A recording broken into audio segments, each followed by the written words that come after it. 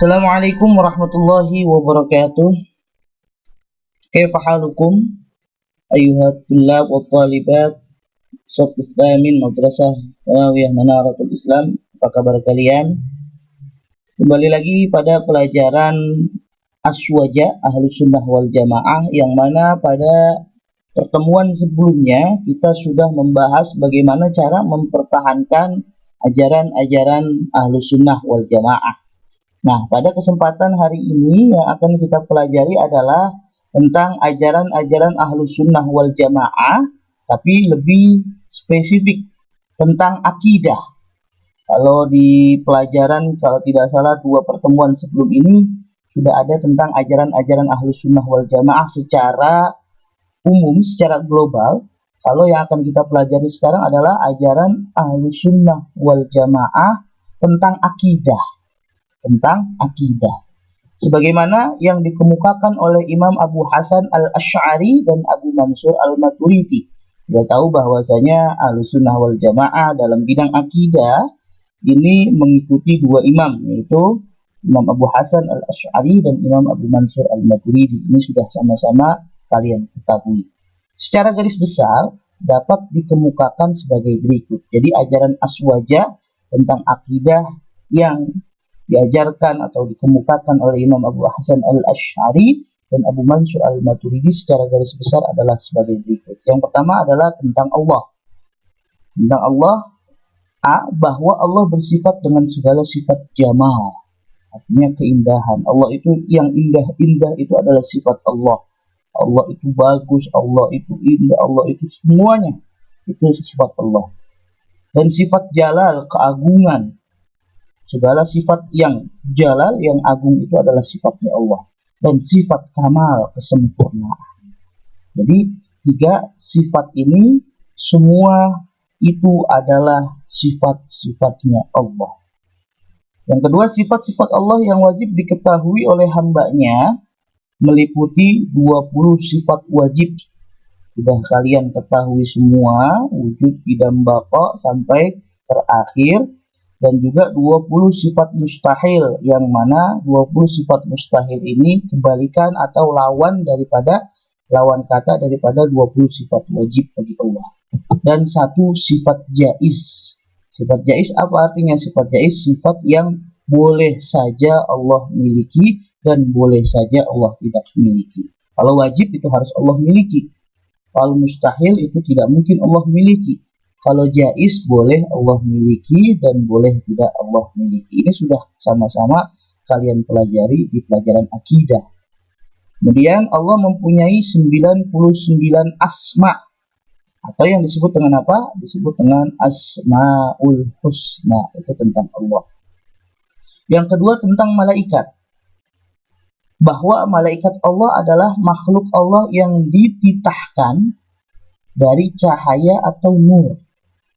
Dititahkan itu artinya dibuat bentuk dari cahaya atau nur. Tidak berayah dan beribu. Nggak punya ayah, nggak punya ibu. Tidak lelaki atau wanita. Malaikat lelaki atau wanita, bukan lelaki, bukan wanita. Tidak makan dan minum dan tidak pernah berbuat maksiat kepada Allah Subhanahu wa Ta'ala. Bahwa jumlah seluruh malaikat hanya bisa diketahui oleh Allah Subhanahu wa Ta'ala. Kalau ditanya berapa sih jumlah malaikat Allah? Oh, hanya Allah yang tahu, banyak.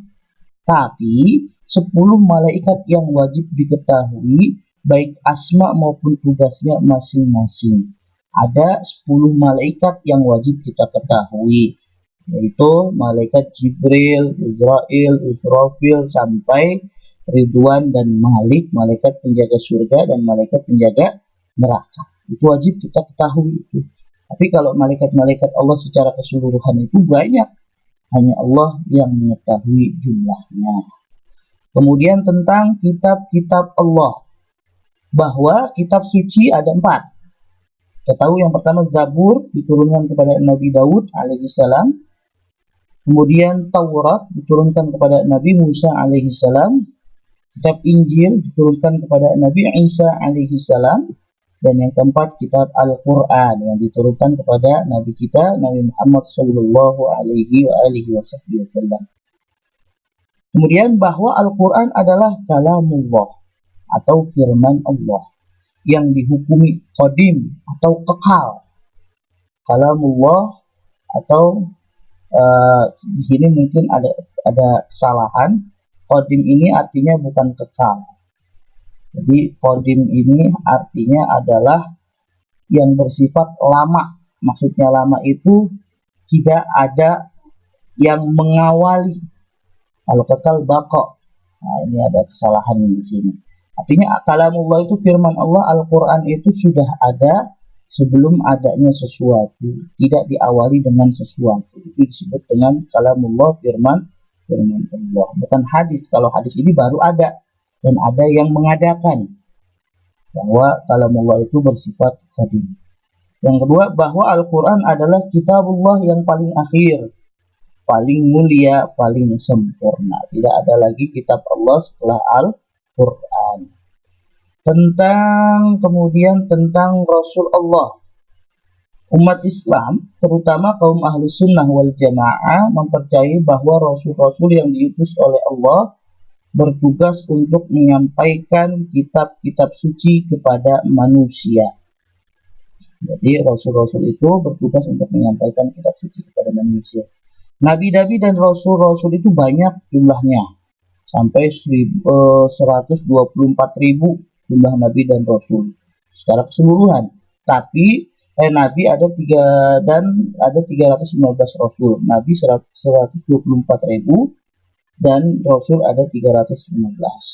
Namun yang wajib diketahui namanya ada 25 Rasul. Permulaannya dari Nabi, dari adanya Nabi dan Rasul adalah Nabi Adam, dan penutup dari semua Nabi dan Rasul adalah Nabi Muhammad Shallallahu Alaihi Wasallam. Kalau ditanya berapa sih jumlah Nabi? Oh, ada banyak, ada 124.000. Berapa sih jumlah Rasul? Oh, ada banyak, ada 315. Tapi yang wajib diketahui hanya 25 Rasul. Tentang hari kiamat, bahwa hari kiamat itu pasti terjadi dan waktunya dirahasiakan oleh Allah. Tuh, pasti terjadi, tapi kalau ditanya kapan waktunya, oh itu dirahasiakan oleh Allah. Tidak ada yang tahu waktunya hari kiamat kecuali Allah Subhanahu wa Ta'ala. Kemudian setelah hari kiamat akan terdapat apa? Akan ada padang mahsyar, tempat berkumpulnya seluruh manusia dari mulai Nabi Adam sampai manusia terakhir.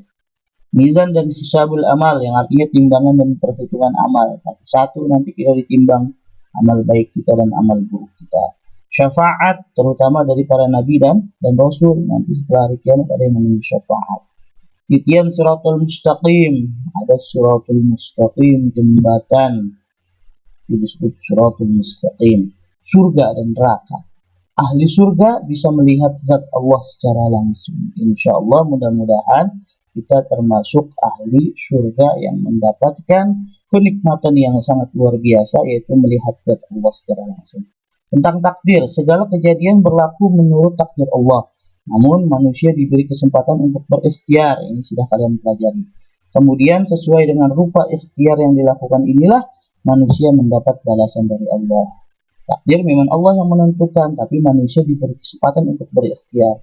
Hasil dari ikhtiar kita itu yang kita akan capai, yang merupakan balasan dari Allah. Kalau ikhtiarnya berwujud perbuatan baik, maka mendapat pahala. Tapi kalau maksiat, maka mendapat siksa. Tentang alam kubur, setelah orang mati dikebumikan lalu dihidupkan kembali, dengan begitu ia telah mencapai di alam kubur. Di sini ia dapat mendengar suara yang berada di dalam dunia. Jadi orang-orang yang ada di dalam kubur dapat mendengar suara-suara yang ada di dunia. Lalu datang malaikat Munkar Nakir untuk mengujinya dengan mengajukan pertanyaan-pertanyaan tertentu. Man Rabbuka, siapa Tuhanmu? Man Nabiyuka, siapa nabimu? Dan yang lain sebagainya. Orang soleh mendapat nikmat kubur. Kalau orang soleh nikmat di kuburan, sedangkan orang jahat mendapat siksa di dalam kubur. Na'udzubillah, summa na'udzubillah. Mudah-mudahan dapat dipahami. Kalau ada pertanyaan silahkan kalian tanyakan di dalam komen. Assalamualaikum warahmatullahi wabarakatuh.